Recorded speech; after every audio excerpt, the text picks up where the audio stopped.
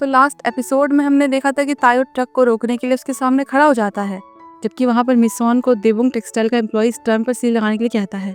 अब ऐसे में वो ये भी नोटिस कर रही थी कि बाकी सब लोग उसे ही देख रहे थे। तब वो रेस्टरूम जाने का बहाना करके वहां से निकल जाती है और बाहर आकर तायो को ढूंढने लगती है। तभी वो देखती है कि वहां पर बहुत सारे वर्कर्स आ गए थे जो कि चिल्ला रहे थे कि हम अपने वर्क प्लेस को बचाएंगे, हमें हमारी सैलरी चाहिए। उन्हें देखकर तो वो चौंक जाती है, उसे समझ नहीं आ रहा था कि यहाँ पर क्या हो रहा है। तब वही पैम्पलेट देखती है कि हमारी कंपनी बंद मत करो, हमें हमारी सैलरी चाहिए। फिर एक आर्टिकल में देखती है कि उनकी फैक्ट्री बंद की जा रही थी, जबकि वहां पर तायो तो ट्रक के आगे लेटा हुआ था। ड्राइवर भी उसकी तरफ गाड़ी ले जाने लगता है कि तभी मिसॉन चिल्लाते उसके पास आती है और उसे भी वो पैम्पलेट दिखाती है। वो देखकर तो वो खुश होता है कि कुछ भी करने से पहले उन्हें सच पता चल गया।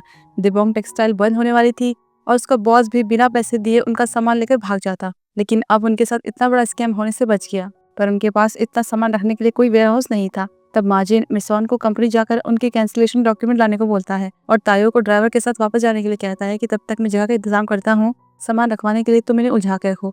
रास्ते में जाते हुए वो ड्राइवर तायो से उसके बारे में पूछता है, उसका नाम पूछता है। फिर पूछता है कि तुम्हें डर नहीं लगा, तुम इस तरह से रोड पर लेट गए थे। वो कहता है कि मैंने सुना है कि हमारी कंपनी बंद हो सकती है। तब वो कहता है कि क्या तुम्हारी कंपनी तुम्हारी लाइफ से ज्यादा इंपॉर्टेंट है? वो कहता है हाँ, ये कंपनी मेरे डैड की 26 सालों की मेहनत है, मैं इसे ऐसे बर्बाद नहीं होने दे सकता। वहीं ऑफिस में एम्प्लॉयज वेयरहाउस ढूंढने की कोशिश कर रहे थे। कई जगह बातें करते हैं, अपनी तरफ से पूरी कोशिश करते हैं, लेकिन कोई भी फायदा नहीं होता और बैंक और लोन कंपनी ने भी पैसे देने से मना कर दिया था। मतलब हर तरफ से उन्हें निराशा मिल रही थी। और वहाँ मिसॉन वापस टेक्सटाइल ऑफिस जाती है और उनसे कॉन्ट्रैक्ट टर्मिनेशन एग्रीमेंट ले लेती है, जबकि तायो तो वापस पोर्ट में पहुंच गया था। वो लोग तो सारा सामान हटा रहे थे कि तुमने हमारा टाइम वेस्ट कर दिया। तो तायो उनसे रिक्वेस्ट करता है कि प्लीज आप एक दिन कल तक तो ये सामान ट्रक में रहने दीजिए जब तक कि उन्हें वेयरहाउस नहीं मिल जाता। पर वो तो इतना एक्सपेंसिव मटेरियल था और वो लोग ऐसे ही फेंक रहे थे। उसे बचाने के चक्कर में तायो एक ट्रक के नीचे आने से बाल बाल बच जाता है और ऐसे में उसे चोट भी लग जाती है। तब वो ट्रक ड्राइवर उसे देखकर पूछता है कि तुम ठीक तो हो ना? फिर कहता है कि चलो आज का जो खर्चा हमारा था उसे हम बाद में देख लेंगे, लेकिन हमें ये सामान उतारना पड़ेगा। मैं तुम्हारी सिचुएशन समझ सकता हूँ कि तुम किस प्रॉब्लम में हो, लेकिन इन लोगों का गुजारा बहुत ही मुश्किल से हो पा रहा है, इन्हें और भी काम ढूंढना पड़ेगा। तब तायो देखता है कि पार्किंग एरिया एकदम खाली पड़ा था क्योंकि आजकल और ट्रक नहीं आ रहे थे। तो उसे आइडिया आता है कि क्यों ना वो इस जगह को ही अपना टेम्पररी वेयरहाउस बना ले। फिर नेक्स्ट सीन में हम नामों को देखते हैं। वो एक म्यूजिक कंपटीशन के ऑडिशन के लिए आया हुआ था। ऑडिशन देने के बाद उसे तायो का मैसेज मिलता है और वो उसे पोर्ट में बुलाता है क्योंकि वहां पर उसे हेल्प चाहिए थी और उसने पार्किंग एरिया में ही सामान रखवा दिया था। नामों की हालत तो बहुत खराब हो गई थी काम कर करके। तब उन दोनों को देखकर तो ड्राइवर अंकल हंसने लग जाते हैं, पर दो लोग होने के बावजूद भी उन्होंने सब कुछ अच्छे से सेटल कर लिया था। फिर तायो इसके बारे में माजिन को बता देता है कि फैब्रिक रखने के लिए उसे एक सेफ जगह मिल गई है, तो वो वहां पर उसको ध्यान रख लेगा और उन्हें तो बस अभी वेयरहाउस ढूंढना था। जबकि वहां पर तायो रात भर सामान की निगरानी कर रहा था, लेकिन फिर उसकी आंख लग जाती है और सुबह जब वो उठता है तो वो बस वैसे ही बैठे बैठे सो गया था। तभी माजिन और मिस्टर मियोंग वहां आते हैं। उसकी हालत देखकर तो चौंक जाते हैं क्योंकि वो ठंड से जाम पड़ा था और बोल भी नहीं पा रहा था। वो बताते हैं कि हमें एक जगह मिल गई है। फिर वो उसे वहां से लेकर चले आते हैं। बेचारा वो तो ठीक से चल भी नहीं पा रहा था और जिसने उनकी हेल्प की थी वो कोई और नहीं बल्कि युनजुन के डैड मिस्टर बेक थे। वो बताते हैं कि तुम्हारे डैड और मैं एक दूसरे को अच्छे से जानते थे। फिर समझाते हैं कि काम करना ईजी नहीं होता है, जब तक तुम गिरोगे नहीं तब तक तुम सीख नहीं पाओगे। और फिर वो उनके वेयरहाउस जाते हैं, वहाँ पर सामान भी लोड करवा देते हैं। और दीवारों की हालत कुछ अच्छी नहीं थी, खिड़कियां भी नहीं थी और छत भी खराब था। तायो तो उनकी सारी कमियां गिना रहा था, लेकिन माजिन उसे रोक रहा था क्योंकि एक तो बड़ी मुश्किल से उन्हें ये भी मिला है, तो कहीं वो काम गड़बड़ न कर दे। इतनी कमियां सुनाने के बाद तो मैनेजर भी नाराज होकर कहने लगता है कि एक तो हम तुम्हारी हेल्प कर रहे हैं, अगर तुम्हें नहीं चाहिए तो कोई बात नहीं। वो जाने लगता है तो माजिन उसे रोक देता है कि ऐसी कोई बात नहीं है, हम तो बस इस जगह का बहुत संभाल कर यूज करना चाहते हैं।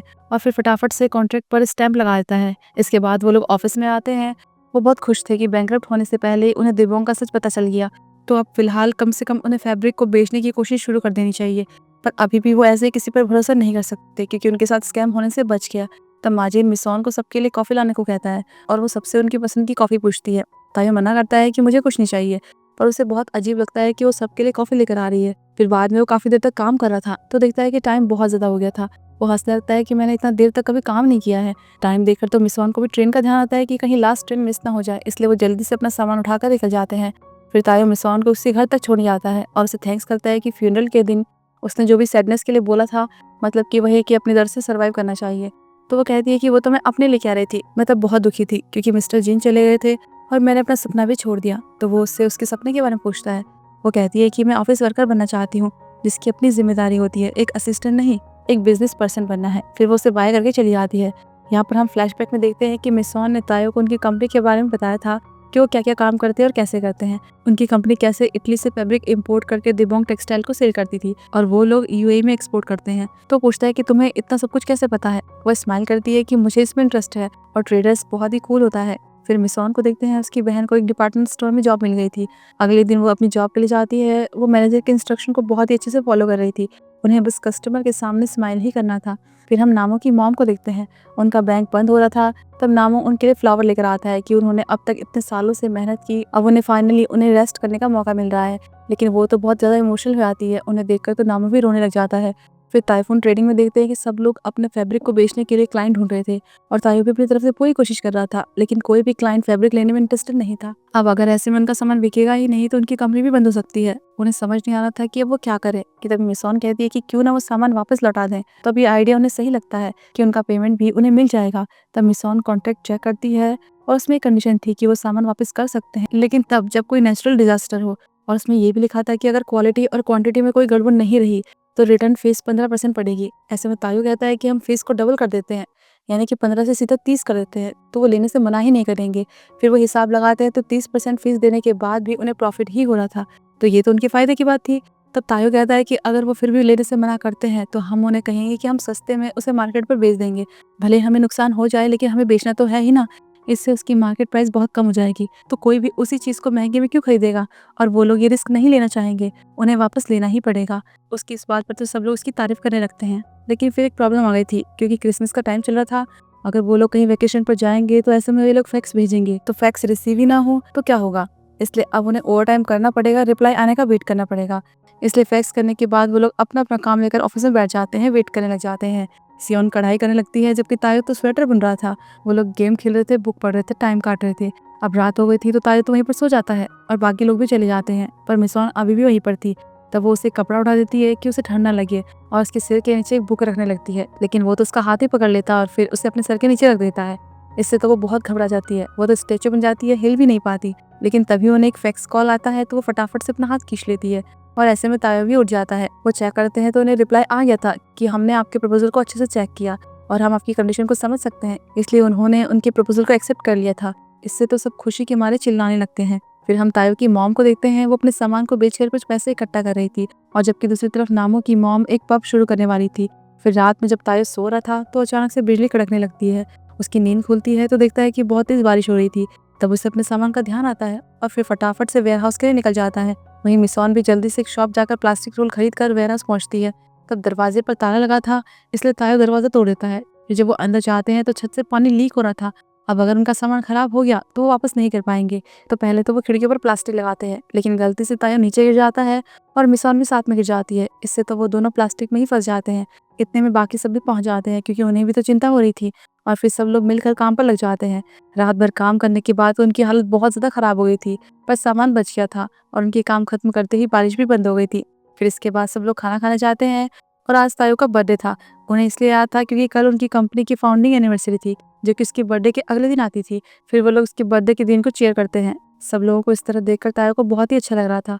फिर जब वो वापस से वेयर हाउस पहुंचते हैं तो उन्हें बहुत बड़ा झटका लगता है। उनका सामान लोड हो रहा था।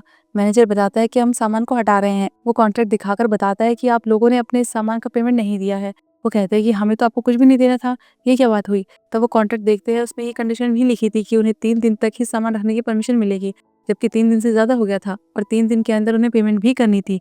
पेमेंट नहीं करते हैं तो उनके सामान को जब्त कर लिया जाएगा या फिर उसे फेंक दिया जाएगा।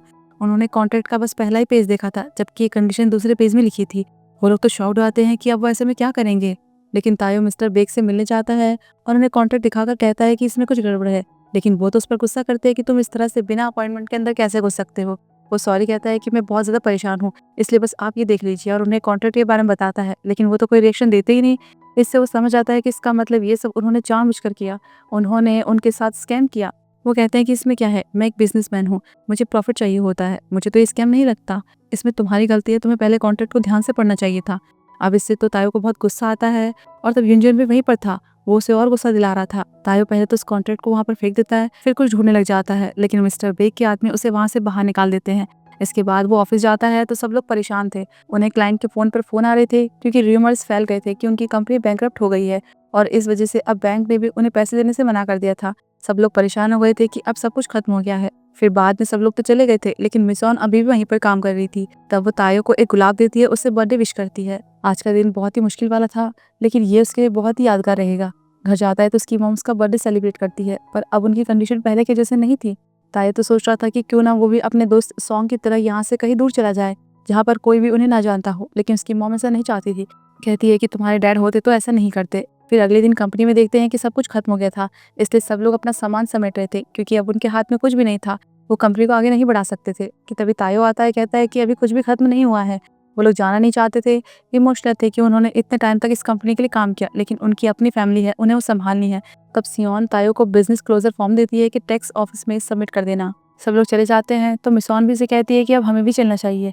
इसके बाद तायो भी टैक्स ऑफिस जाता है और फिर वो अपने ग्रीन हाउस जाता है। वहाँ पर भी सब कुछ सूख गया था। उस टाइम उसे अपने डैड की बात याद आती है कि जब लोग फूलों की पत्तियों को गिरते हुए देखते हैं तो लगता है कि ये मुरझा रहे हैं, पर ऐसा नहीं है। वो फल पाने के लिए अपनी पूरी कोशिश कर रहे होते हैं। तब वो उन सारे प्लांट्स को जला देता है। फिर मिसॉन को देखते हैं, वो नई जॉब के इंटरव्यू के लिए कल जाने वाली थी, जिसके बारे में सियोन ने उसे बताया था। फिर वो बाहर मीहो को देखने जाती है, क्योंकि वो अब तक नहीं आई थी। लेकिन बाहर उसे तायो मिल जाता है, वो उससे ही मिलने आना था। उसे देखकर तो वो डर जाती है कि तुम ठीक तो हो ना, क्योंकि इतने ठंडे में वो यहाँ तक आया। पर वो उसे ये कहने के लिए आया था कि प्लीज तुम कल इंटरव्यू के लिए मत जाना। वो अपनी कंपनी को आगे बढ़ाना चाहता था, उसे बचाना चाहता था, और अब वो अपनी कंपनी का सीईओ बन गया था, इसलिए उसे मिसॉन का साथ चाहिए था। उसे फिर से वापस से कंपनी आने के लिए कहता है। ये सुनकर तो वो रोने ही लग जाती है और उसके ऑफर को एक्सेप्ट कर लेती है। और यहीं पर ये एपिसोड खत्म होता है। तो फिर हम जल्दी मिलते हैं अगले एपिसोड में।